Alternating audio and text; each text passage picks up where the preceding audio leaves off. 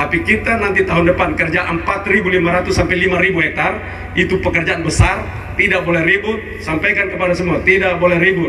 Karena kalau ribut sudah tanda tangan, saya lurus, anggap tidak ada. Sekali lagi saya ulang, begitu ribut saya datang, saya anggap tidak ada. Dan awal memang kita omong memang supaya beres, supaya kalau ke depan dianggap tidak ada. Yang datang ribut dianggap tidak ada. Pegang ikat, buang di laut. Jadi anggap ini, dianggap tidak.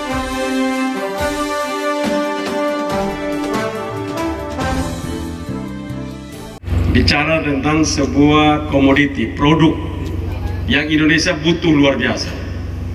Garam itu sangat hal-hal yang sangat vital dalam hidup manusia. Tanpa garam manusia tidak bisa hidup. Dalam tubuh manusia kalau tidak ada garam, penyakit dan mati. Harus butuh garam. Kita perlu itu. Kalau sakit, infus itu kalau tidak ada garam tetap tidak bisa. Jadi seluruh kehidupan manusia itu perlu garam. Di kesehatan perlu garam, makanan perlu garam, semua perlu garam. Kosmetik perlu garam, supaya kulit ibu-ibu yang cantik-cantik itu halus, supaya kulit mesti taruh garam. Jadi segala macam semua perlu garam.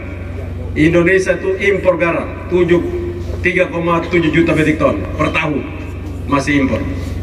Nah karena itu kita membutuhkan garam ini untuk cepat agar kita mampu memenuhi kebutuhan nasional. Dan Bapak Presiden telah memutuskan lewat Menteri Kelautan dan Perikanan untuk menggerakkan salah satu di Indonesia adalah Provinsi Nusa Tenggara Timur mendapatkan kesempatan untuk menjadi lumbung garam Indonesia. Kita tahu bahwa perubahan iklim ini bukan saja mempengaruhi di NTT, tapi di Madura yang menjadi lumbung garam Indonesia, mereka juga tidak bisa panen karena hujan terus setiap hari. Kita masih ada kadang-kadang jarak, ada yang 1 minggu hujan, minggu depan 2-3 hari dia tidak hujan, lalu nanti baru hujan. Tapi kita masih bisa mengusahakan. Nanti saya akan lihat desain teknologinya macam apa, karena kita ke depan tidak lagi menumpuk garam seperti biasa. Karena model hujan alam seperti ini, kita harus panen setiap hari.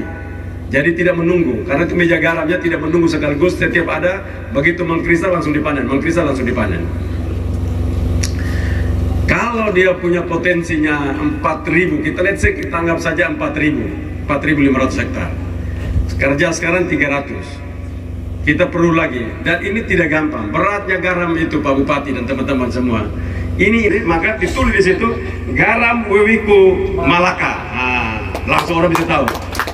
Jadi kita harapkan itu desain pemerintah nanti murah seperti itu. Jadi tidak hanya kita kerjasama untuk bagaimana produksi garam, tapi pada level konsumsi, produksi untuk konsumsi pun kita bisa kerjakan bersama sehingga masyarakat bisa tumbuh. Jadi yang tidak kerja garam dia bisa kerja untuk beli untuk UMKM di sini. Pak Bupati bisa dampingi itu.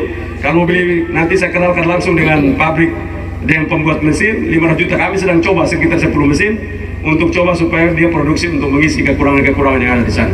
Dan kalau dari swasta izin juga, oke, kami yang ambil aja dengan senang hati, makin baik lagi karena pemerintah tidak perlu ruang itu. Tapi kalau memang berat, ya sudah, kita kerjasama dengan UMKM untuk kerjasamakan. Jadi UMKM-nya beli, begitu panen di situ, Bapak hitung sampai di sini berapa, daripada bawah Jawa berapa, nah, ambil langsung diserap di sini.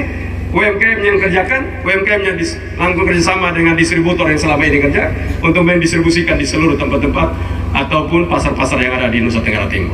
Nah itulah kenapa saya berkeinginan dan untuk hadir di sini untuk menjelaskan dengan baik, karena ini sebuah model bisnis yang sangat baik.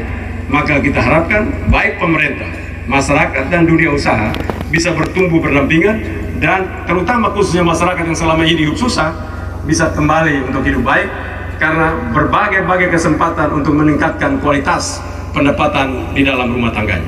Itu yang ingin saya sampaikan, dan saya tidak boleh ngomong banyak. Sambil lihat habis ini lihat, saya mesti rapat lagi dengan Bupati dan seluruh kepala desa. Karena itu saya cukup sudah. Yang penting saya senang seluruh masyarakat sudah sepakat dengan pengusahanya. Tapi kita nanti tahun depan kerja 4.500 sampai 5.000 hektar, itu pekerjaan besar, tidak boleh ribut. Sampaikan kepada semua, tidak boleh ribut.